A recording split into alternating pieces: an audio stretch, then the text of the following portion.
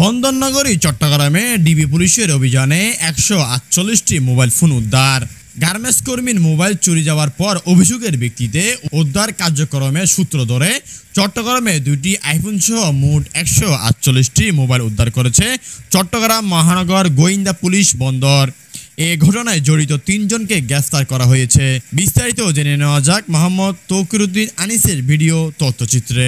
গত বৃহস্পতিবার ১৮ সেপ্টেম্বর রাত ৮:৩০টার দিকে নগরের কোতোয়ালি থানাধীন পুরাতন রেল স্টেশনের এলাকায় হকাস মার্কেটের গলির ভিতর থেকে প্রথম দফায় ৪৮টি এবং চৈতন্য গলির ইয়াসিন সাহেবের বিল্ডিং থেকে দ্বিতীয় দফায় আরও ১০০টি মোবাইল, ২টি ডিএসএলআর ক্যামেরা সহ ৩ জনকে গ্রেফতার করা হয়। গতকাল শুক্রবার চট্টগ্রাম মেট্রোপলিটন পুলিশ কমিশনার কার্যালয়ে অনুষ্ঠিত এক সংবাদ সম্মেলনে এসব তথ্য নিশ্চিত করে পুলিশ। তবে এর মধ্যে কিছু কিছু ফোনে এমআইএ তথ্য পাওয়া গেছে, বাদ বাকি ফোনগুলো এখন লক খোলা যায়নি। দর্শক, গ্রেফতারকৃত আসামিরা হলেন কিশোরগঞ্জের কাটিয়াটির মৃত খসরু মিয়ার ছেলে মোহাম্মদ সোহেল মিয়া, বয়স ৩৩, সন্দ্বীপের হারামিয়া ইউপির মোহাম্মদ আবুল খায়েরের ছেলে মোহাম্মদ আবুল হাকিম প্রকাশ রাকিব, বয়স ২৭ ও মোহাম্মদ ইয়াসিন, বয়স ২০। দর্শক, ডিবি পশ্চিমের ডিসি মোহাম্মদ আবু বকর সিদ্দিক জানান, জড়িতরা সবাই চট্টগ্রাম শহরের বিভিন্ন মোবাইল চোর চক্রের সদস্যদের সাথে সম্পৃক্ত। যেমন প্রয়োজনের চাহিদা মেটাচ্ছে যোগাযোগ, ডেটা সংরক্ষণ, তেমনি একটা শখ আবেগের জায়গা তৈরি করে দিয়েছে। জনসাধারণের প্রয়োজনের এই গুরুত্বপূর্ণ অনুষঙ্গটি হারিয়ে গেলে বা চুরি হলে বা ছিনতাই হলে তাদের যে অনুভূতি, তাদের যে কষ্ট, সেই কষ্টটুকু বাংলাদেশ পুলিশ ধারণ করে। চট্টগ্রাম মেট্রোপলিটন পুলিশের মাননীয় পুলিশ কমিশনার মহোদয় প্রত্যেকটি অপরাধের সুষ্ঠু তদন্ত, অপরাধীদেরকে আইনের কাঠগড়ায় দাঁড় করানো সহ আমাদের পুলিশিংয়ের পেশাগত সম্পূর্ণ দায়িত্বটুকু পালন করার জন্য প্রতি মুহূর্তে স্যার তৎপর এবং স্যার আমাদের নির্দেশনা দিয়ে থাকেন। তারই ধারাবাহিকতায় মহানগর গোয়েন্দা বিভাগ বন্দর এর একটি চৌকসটি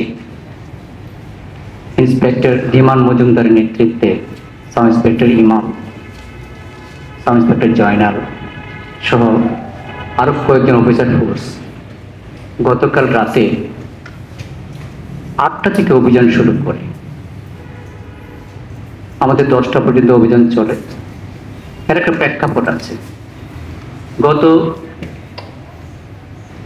14 সেপ্টেম্বর চানগাঁয়ের খাজা রোডস্থ একজন অসহায় মানুষ আকবর গার্মেন্টস চাকরি করেন, খুবই অসহায়। তার একটি ভিভো মোবাইল ফোন চুরি হয়ে যায় ঘর থেকে। সে অনেক খোঁজাখুঁজি করেছে, করে কারো পরামর্শে আমাদের দ্বারস্থ হয়েছেন। গত 14 তারিখ এসে চট্টগ্রাম ডিবির বন্দর কার্যালয়ে এসে আমার কাছে অভিযোগটি দাখিল করেন ফোনটি উদ্ধার করার সহ আইনগত ব্যবস্থা গ্রহণ করার জন্য। আমি তাৎক্ষণিক অভিযোগটি অনুসন্ধান এবং ফোনটি উদ্ধার করার জন্য আমাদের চৌকস অফিসার সাব ইন্সপেক্টর ইমামকে দায়িত্ব প্রদান করি। 14 সেপ্টেম্বর থেকে গতকাল পর্যন্ত আমাদের অফিসার বিভিন্নভাবে কাজ করে। ডিজিটাল প্রযুক্তি, ম্যানুয়াল প্রযুক্তি সবকিছু ইউজ করে গতকাল রাতে আমাদের এই টিমটি কোতোয়ালি থানা এলাকার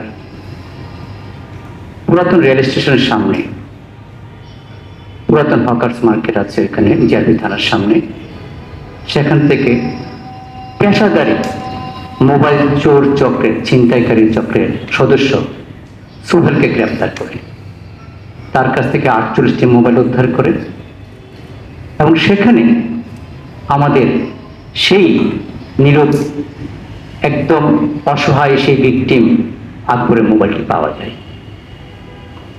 তার অভিযোগের যে আইএমই নাম্বারটা ছিল সেই আইএমই নাম্বারটা আমরা শনাক্ত করি, সেই মোবাইলটি আমরা উদ্ধার করি। মোট 48টি মোবাইল আমরা সোহেলের কাছ থেকে তাৎক্ষণিক উদ্ধার করি। তারপর ওর সাথে কথা বলে ওর কাছ থেকে আরও তথ্য নিই। তথ্য নেওয়ার পরে আমাদের অফিসাররা আবার অভিযানে বের হয়ে যায়। চৈতন্যগুলির কবরস্থানের পাশে গনি বেকারির পাশে ইয়াসিন ভিলা আছে একটা, এটার 5 তলা থেকে যেখানে ওর বাসা, সেখান থেকে আমরা আরো 2 জনকে গ্রেপ্তার করি। এবং মজার ব্যাপার হচ্ছে ওই 2 জন একটা ব্যাগে করে 100টি মোবাইল ফোন নিয়ে এসেছে তার কাছে বিক্রি করবে। আমরা ওই 2 জনকে গ্রেপ্তার করি। একজনের নাম রাকিব, একজনের নাম ইয়াসিন। সেখানে 100টি মোবাইল ফোনের পাশাপাশি আমরা দুটি SLR ক্যামেরাও উদ্ধার করি, অত্যন্ত দামি।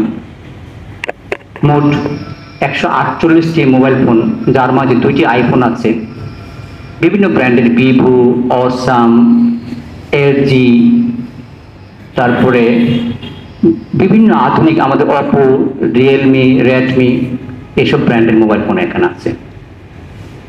প্রথম যে আসামি আমরা গ্রেপ্তার করি সোহেল, তার বিরুদ্ধে কোতোয়ালি থানায় এই বছর ফেব্রুয়ারি মাসে আরেকটা মোবাইল চুরি সংক্রান্ত মামলা আছে। সে পেশাজীবী চোর, আর বাকি 2 জনও তাদের সাথে সংশ্লিষ্ট। প্রথম জন সোহেলের বাড়ি হচ্ছে কিশোরগঞ্জ, দ্বিতীয় জন রাকিব, তার বাড়ি সন্দ্বীপ, তৃতীয় জন ইয়াসিন, তার বাড়ি ফেনী। তারা বিভিন্ন ধরনের চোরকে তারা লালন পালন করে। তাদের মুখ থেকে আমরা আরো কিছু চোরের সন্ধান পেয়েছি। তদন্তের স্বার্থে আমরা নামগুলো প্রকাশ করছি না, আমরা ধরবো, তাদেরকে ধরবো। মাননীয় পুলিশ কমিশনার মহোদয়ের একেবারে নির্দেশনায় আমরা এই চট্টগ্রাম মেট্রোপলিটন পুলিশের জনসাধারণকে এইসব চোর ছিনতাইকারী থেকে ইনশাল্লাহ মুক্ত করব। এটা আমাদের কমিটমেন্ট। প্রত্যেকটা চোরকে আমরা খুঁজে খুঁজে বের করব। একটি মোবাইল ফোন শুধু ছোট্ট একটি ডিভাইস না, এটি একটি ছাত্র, একটি পেশাজীবী, একটি মা, একটি বাবা, একটা বন্ধু, ভাই বোনের আবেগের বিষয়, প্রয়োজনীয় অনুষঙ্গ। আমরা এই জায়গাটি অনুধাবন করতে চাই এবং আমরা অবশ্যই প্রত্যেকটা চোরকে, প্রত্যেকটা চিন্তাকারীকে, প্রত্যেকটা অপরাধীকে খুঁজে খুঁজে বের করে আমরা আদালতে সোপর্দ করব। আপনাদের মাধ্যমে আমাদের একটা বিনীত অনুরোধ থাকবে জনসাধারণের প্রতি, যারা মোবাইল কিনতে যাবেন, দয়া করে মোবাইল কেনার সময় মোবাইলের সংশ্লিষ্ট মালিকানার ডকুমেন্ট, অফিসিয়াল মোবাইল কিনবেন, প্রয়োজনীয় কাগজপত্র দেখে কিনবেন, মালিকানা নিশ্চিত করবেন। প্রায়শ দেখা যায় একটা চোরাই মোবাইল সাধারণ একটা ছেলে বা মেয়ে, ছাত্র অল্প দামে কিনে কিছুদিন পরে পুলিশ তার বাড়ি থেকে হানা দেয়, কারণ সেই মোবাইলটা হয়তো ডাকাতি কাজে ইউজড হয়েছে অথবা মার্ডার ইউজড হয়েছে। তখন সেই ছাত্র বা ছাত্রী ভাই বোনটা বিপদগ্রস্ত হয়। সেই জন্য অনুরোধ করবো আপনাদের মাধ্যমে, কোনোভাবেই যেন এই ধরনের সস্তা লোভে ফাঁদে পা না দেয়, সস্তায় মোবাইল কিনতে গিয়ে যেন বিপদগ্রস্ত না হয়। আরেকটি বিষয় হচ্ছে, যারা মোবাইল বিক্রি করেন তাদের প্রতি আমাদের কড়া হুঁশিয়ারি। আমাদের চট্টগ্রাম মেট্রোপলিটন পুলিশের একদম কড়া হুঁশিয়ারি, যে কোনো মোবাইল বিক্রেতা, যে কোনো দোকানে আমরা যদি কাগজপত্র বিহীন, যথাযথ মালিকানা বিহীন, ডকুমেন্ট বিহীন কোনো মোবাইল পাই, সেটাকে আমরা চোরাই মোবাইল হিসেবে গণ্য করব। কারণ তার এই মোবাইলটি বিভিন্নভাবে তার কাছে এসেছে এবং এই মোবাইলটি আরেকজন নিরপরাধ ছেলে বা মেয়ে ব্যবহার করে বিপদগ্রস্ত হবে, এটা আমরা হতে দিতে পারি না। আজকে আমরা যে মোবাইলগুলো উদ্ধার করলাম, 148টি মোবাইল ফোন, 2টি আইফোন সহ 2টি SLR ক্যামেরা, আমরা মাননীয় পুলিশ কমিশনার মহোদয় অত্যন্ত সংবেদনশীল আগেই বলেছি, স্যার কালকে আমাকে বলেছেন, প্রত্যেকটি মোবাইল ফোন আমরা ফেরত দিতে চাই। আমরা গ্রাহকদেরকে ফেরত দিতে চাই, প্রকৃত মালিককে ফেরত দিতে চাই।